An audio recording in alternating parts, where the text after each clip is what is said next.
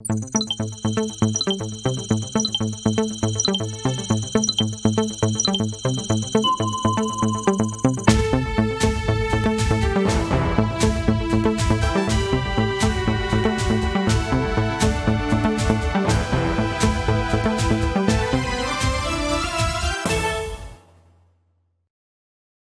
la une de ce 20h, Réconciliation nationale, le ministre Zéphirin Diabré reçoit le soutien d'un réseau de parlementaires.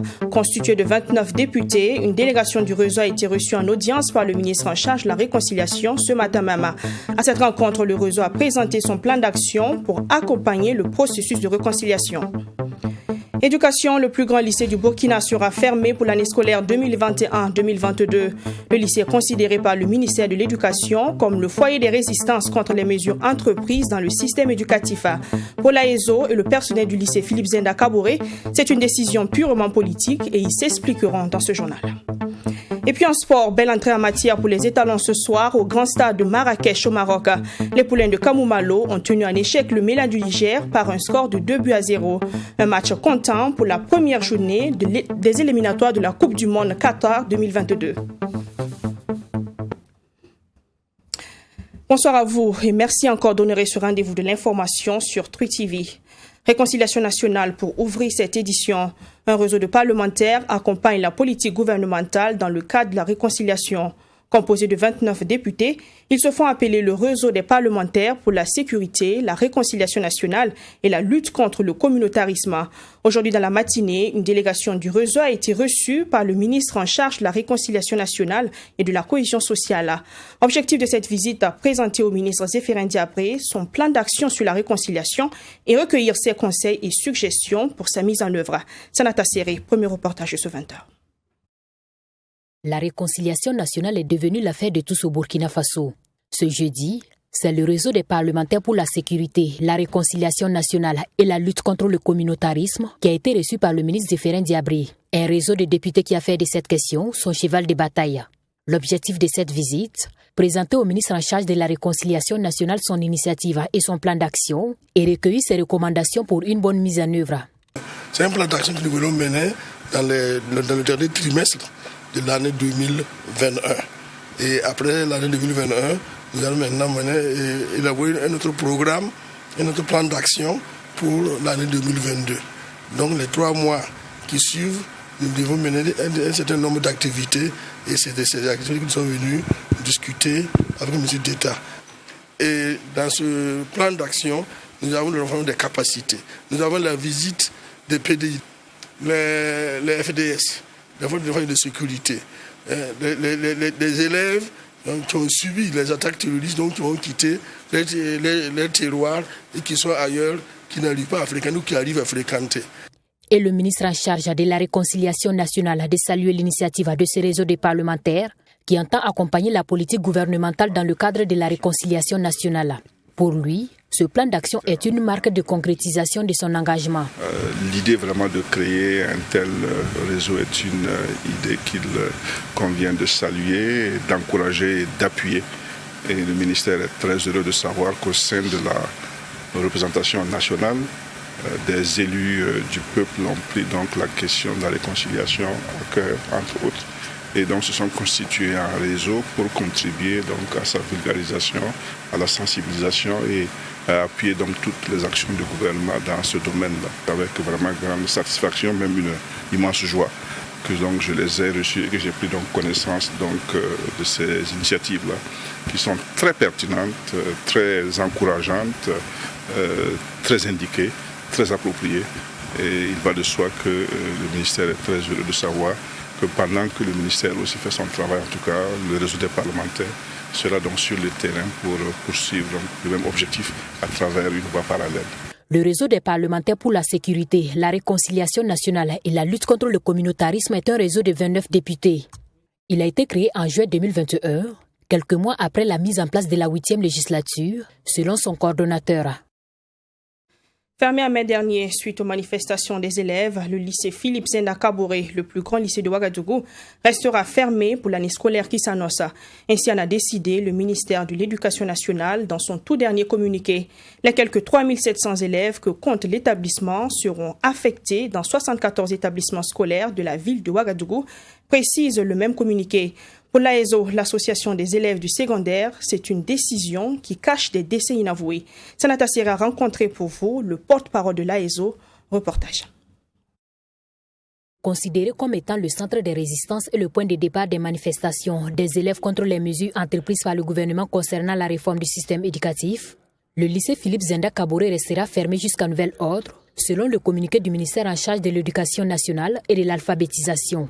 Plusieurs raisons expliquent cette décision, à en croire le ministre Stanislas Ouaro. Il s'agit entre autres de la destruction du serveur et des dommages causés au sein de l'administration lors des manifestations.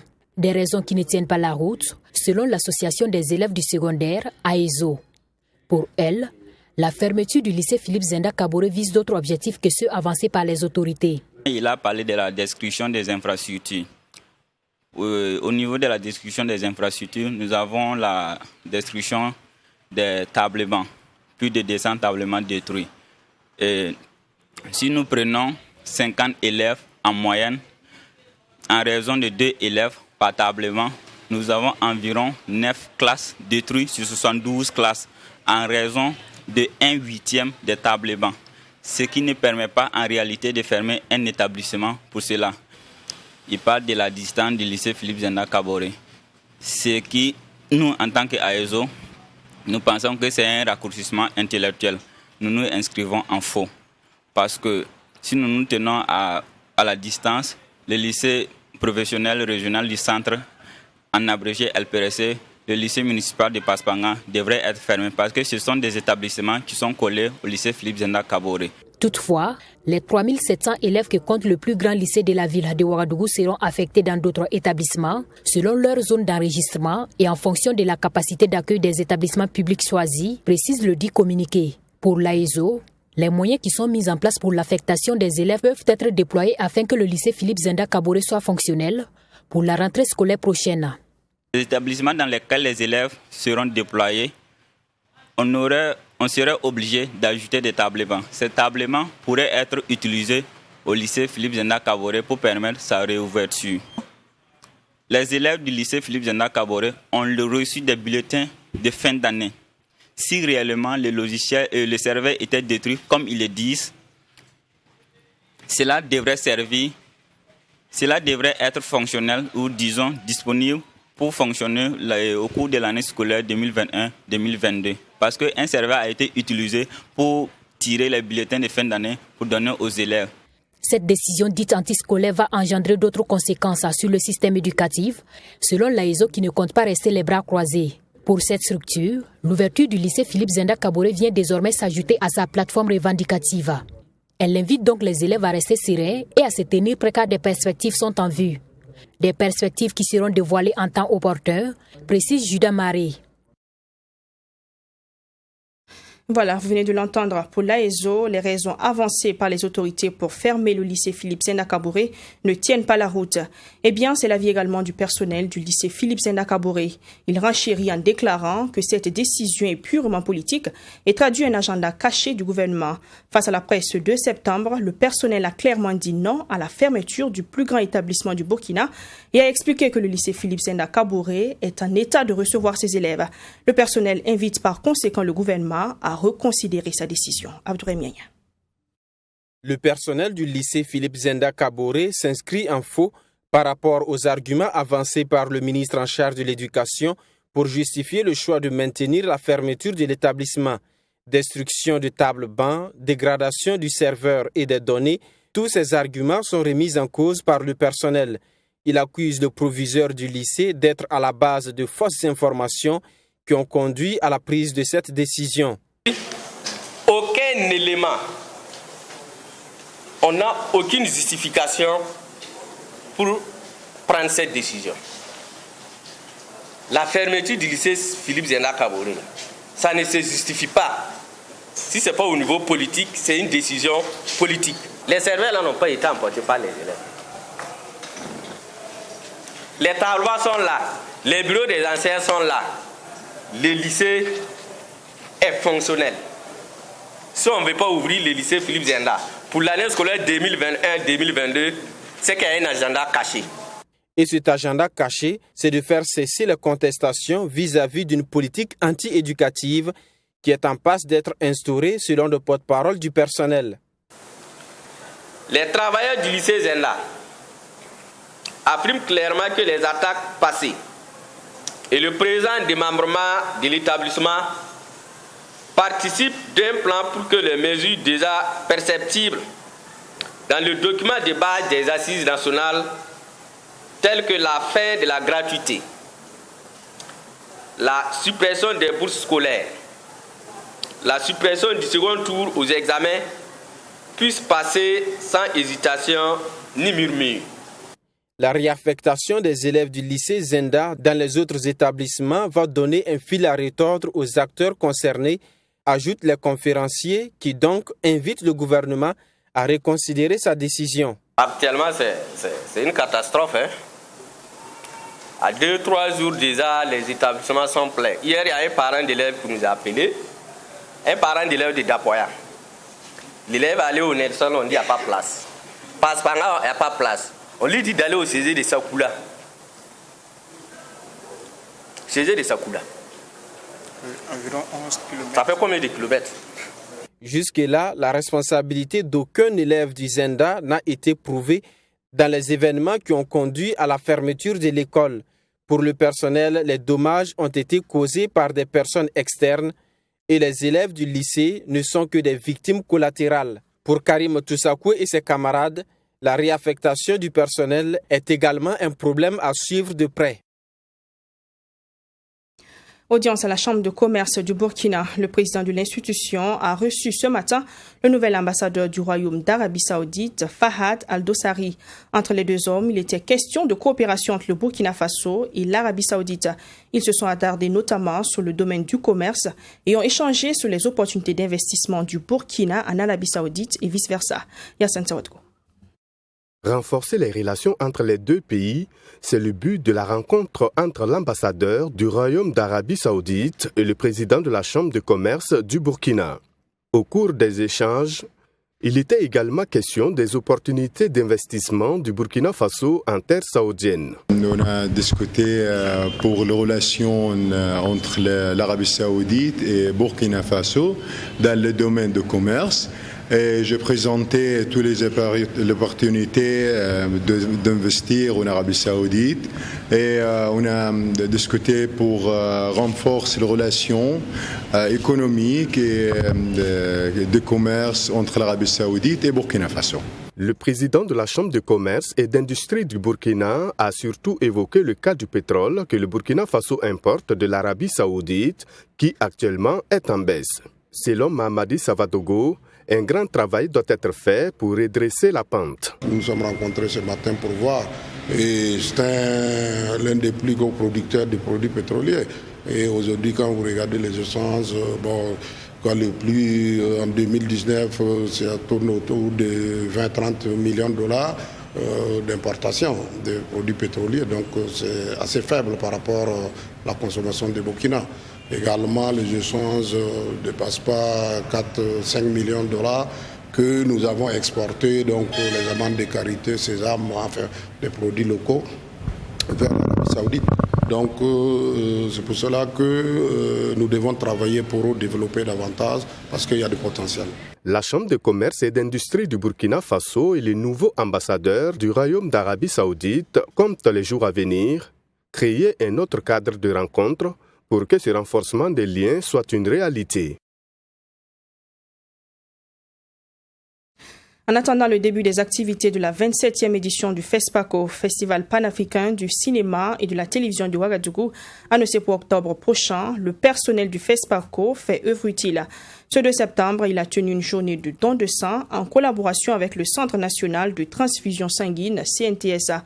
Une manière pour eux de témoigner leur solidarité aux malades et contribuer à renforcer les capacités opérationnelles du CNTS en cette période de forte demande.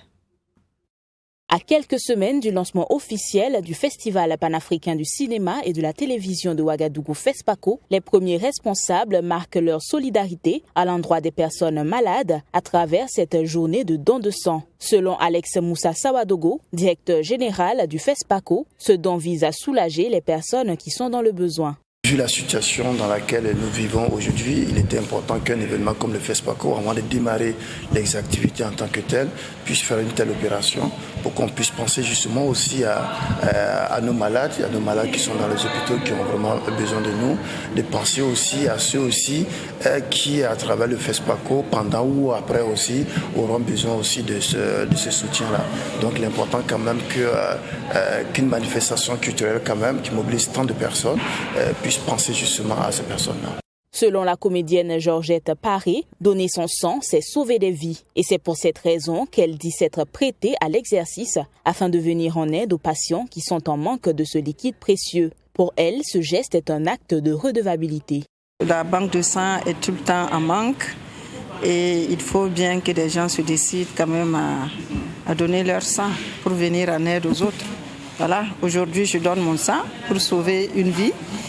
Quelqu'un pourrait demain donner également son sang pour sauver ma vie.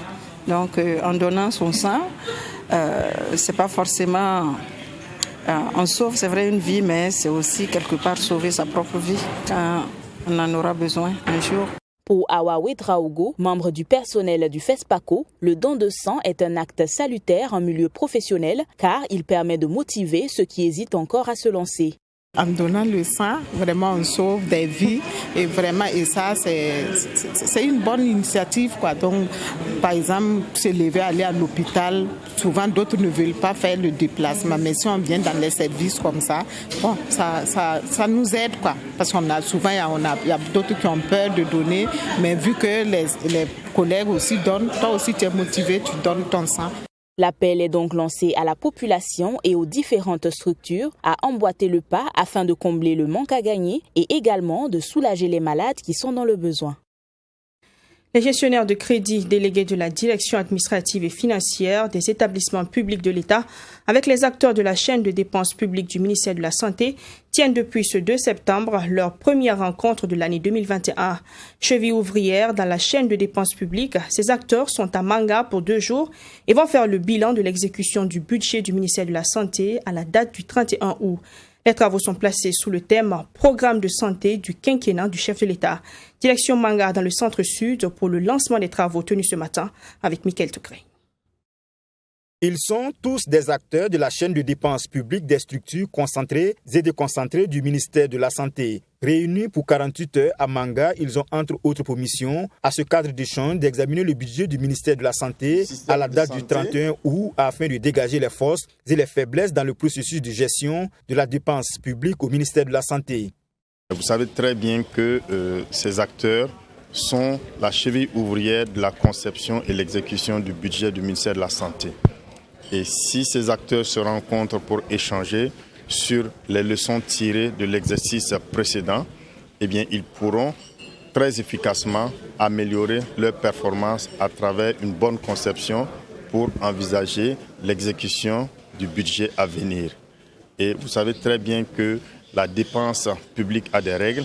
Il y a une orthodoxie de la dépense publique qu'il faut respecter et cela est le gage de succès de la mission de chaque acteur de la dépense publique du ministère de la Santé et cela nous permettra d'atteindre nos objectifs escomptés. Le ministre de la Santé l'a rappelé aux participants, dans un contexte marqué par la crise du Covid-19 et sécuritaire, la gestion du budget de l'État, surtout celui de son département, doit être marquée du sceau de la transparence. Un cadre aussi qui permet de maintenir le dialogue entre les acteurs de la chaîne de dépenses publiques afin de partager les bonnes pratiques de gestion des deniers publics. Les sujets qui sont sur la table, c'est de faire le point pour regarder la performance de l'exécution du budget écoulé et envisager un avenir beaucoup plus radieux, puisque vous savez très bien que l'exécution du budget à venir se fait dans un contexte difficile, un contexte qui est un contexte d'insécurité, un contexte de la Covid-19 et la conjugaison de ces deux facteurs ont réduit donc les recettes du Burkina et nous devons être encore plus que jamais rigoureux dans la dépense du centime public. C'est pour cela que cette concertation trouve son intérêt afin que, malgré les ressources limitées, nous puissions, grâce à une gestion saine des ressources publiques, atteindre nos objectifs escomptés. Pour cela, plusieurs communications sont inscrites au programme de cette première rencontre 2021 des acteurs de la chaîne de dépenses publiques du ministère de la Santé, dont l'objectif est de renforcer les capacités de ces différents acteurs. Alors, c'est important.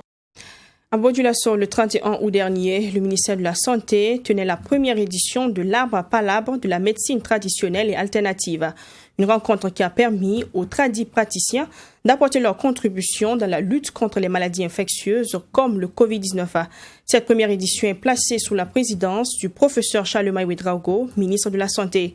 Pour le point de cette activité, on retrouve notre correspondant Joseph Koudgou sur place à Bodjulasso. Contribution de la médecine traditionnelle dans la lutte contre les maladies infectieuses dont la Covid-19. C'est sous ce thème que s'est tenue cette rencontre qui s'inscrit dans le cadre de la 9e édition de la Semaine nationale de la médecine traditionnelle et alternative.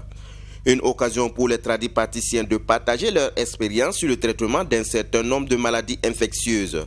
Une rencontre qui a été présidée par le ministre de la Santé. Et un certain nombre sont passés pour partager leur expérience en matière de prise en charge d'un certain nombre d'affections qui posent problème au niveau donc de la santé publique.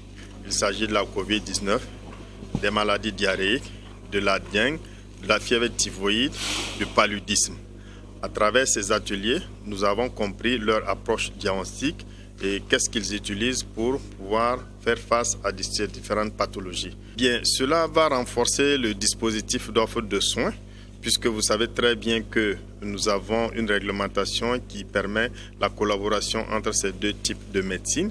Et aussi, dans nos infrastructures, il est prévu qu'il y ait un bâtiment dédié à la médecine traditionnelle. Cette rencontre se veut également un cadre d'échange de connaissances entre acteurs de la médecine conventionnelle et celle traditionnelle. Ils sont tous venus de toutes les régions. Les plantes ne sont pas les mêmes. Et donc, les formulations ne sont pas les mêmes. Et donc chacun donne ses recettes à l'autre, même si c'est pour soigner la même maladie. On peut se partager les connaissances. Et nous avons eu beaucoup de séances de ce genre où les tradipraticiens ont donné des recettes pour soigner plusieurs maladies. Cette rencontre avec les tradipraticiens a connu la participation de l'OMS au Burkina Faso qui s'engage à promouvoir la médecine traditionnelle. Vous savez, la maladie actuelle, la Covid-19, offre une opportunité justement à la médecine traditionnelle. Sur la base d'un protocole avec une méthodologie d'approche scientifique, on espère avoir des résultats tangibles. C'est pour dire que nous avons un intérêt particulier pour tout ce qui est médecine traditionnelle. Et si je suis ici, c'est vraiment pour réitérer cet intérêt particulier de l'OMS pour la médecine traditionnelle. Les tradipraticiens ont saisi l'occasion pour poser quelques doléances aux premiers responsables de la santé. Nous avons demandé la création d'un fonds d'appui au ministère de la Santé, le renforcement des capacités en équipement pour booster les productions. Demander la pose de la première pierre du centre régional de soins intégrés de la médecine traditionnelle à Bodjulasso. Un rendez-vous du donner et du recevoir qui a été bien apprécié par les médecins qui ont d'ailleurs émis le souhait que cette activité s'inscrive dans la durée. On reste à Bodjulasso et on parle maintenant renforcement de capacité des élèves dans les matières scientifiques. 100 élèves de Ouagadougou et de Bodjulasso sont réunis pour affiner leurs connaissances en mathématiques, sciences et technologies, et ce en vue de préparer leurs examens du baccalauréat session 2022. Ils sont réunis à l'occasion du camp vacances scientifiques organisé dans la ville de Sia, une activité à mettre à l'actif du ministère en charge de l'éducation nationale. Joseph Koutko. Ce camp vacances scientifiques est dédié aux élèves du lycée scientifique de Bodjulasso. Objectif, accroître et renforcer leur aptitude et surtout préparer ces élèves pour de meilleurs résultats au baccalauréat. Une initiative à mettre à l'actif du ministère de l'Éducation nationale. Et donc ceux qui sont là actuellement, c'est ceux qui ont fait donc la seconde et la première en fait, et qui doivent partir en terminale qui ont déjà fait donc deux années dans les lycées scientifiques. Et donc ici, c'est un camp scientifique qui va... Bon, il y aura des cours, il y aura des manipulations en labo et il y aura des discussions avec des personnes ressources. C'est surtout pour mettre en contact ces élèves-là avec des professionnels, donc des gens qui ont fait leur preuve au niveau du côté scientifique, puisqu'on apprend ça un peu, on voit des choses à l'extérieur, mais quand on a des contacts directs avec ces scientifiques, ça les motive davantage. Et vraiment, c'est des trucs assez spécifiques, mais qui ne sont pas... C'est pas quelque chose qui est nouveau par rapport au programme qui est enseigné en première C. C'est d'abord la volonté donc, du gouvernement maintenant, la volonté politique est affichée. Et dans le programme du chef de l'État, c'est une orientation du système éducatif vers l'enseignement, plus d'enseignement des mathématiques, des sciences et de la technologie. Ce camp scientifique se veut également une promotion des mathématiques, des sciences et de la technologie secondaire. Et cela avec l'appui d'un corps enseignant dévoué pour transmettre le savoir. Au cours de ce camp en mathématiques, nous allons aborder les différents types de démonstrations et puis quelques cours et rappels sur les transformations, tant dans le plan que dans l'espace. Et puis un peu d'arithmétique, nous allons faire en mathématiques. Bon, nous attendons d'eux qu'à la fin de la formation, ils puissent être capables d'affronter avec plus de confiance en eux les mathématiques. Parce que c'est ce que souvent il y a la peur des maths et nous voulons en tout cas à travers cette formation les encourager en tout cas à affronter les maths avec plus de volonté, plus de courage. Ils sont au nombre de 100 élèves venus de Ouagadougou et de Bobo-Dioulasso. Ils auront au cours de ce camp vacances à réaliser des expériences en laboratoire et à visiter quelques usines à Bobo-Dioulasso. Sport éliminatoire Coupe du Monde Qatar 2022. Les poulains de Kamoumalo ont tenu promesse en décrochant les 3 points face au MENA du Niger ce soir. Étalon du Burkina, MENA du Niger, le score final est établi à 2-0. Des buts respectivement marqués à la 74e et à la 78e minute par Franck Lassina Traoré et Mohamed Konaté. C'est un match comptant pour la première journée de la Coupe du Monde Qatar 2022. Résumé du match avec Assami Touré. Pour cette première journée, les étalons se montrent très sérieux dès le départ. Dans les 45 premières minutes, le match était très serré avec des occasions de part et d'autre, surtout avec les Nigériens. Les étalons créent véritablement le danger à partir de la 36e minute avec une frappe de Eric Traoré. Traoré également avant la pause crée une occasion franche, mais une fois de plus, le portier était présent. La frappe et puis la sortie. Oh là là là là là là là. En seconde période, soit à la 54e minute, encore Gustavo Sangare trouve le poteau droit de Daouda Kassali, le portier des Nigériens. Frappe de Gustavo qui s'écrase sur le montant. À la 65e minute, sur un coup franc de Brian Dabo, Eric Traoré ouvre la marque mais refusé par l'arbitre qui signale une faute. Qu'est-ce que l'arbitre a sifflé? C'est à la 74e minute que Franck Lassina Traoré est bousculé dans la surface et obtient un pénalty. Traoré bousculé et c'est un pénalty. Il se fait lui-même justice et ouvre la marque. Franck Lassina, c'est parti, c'est un but. Ouverture du score au grand stade de Marrakech. Et c'est la fin de ce journal. On se dit à demain 20h sur True TV pour un nouveau 20h. Portez-vous bien et bonsoir.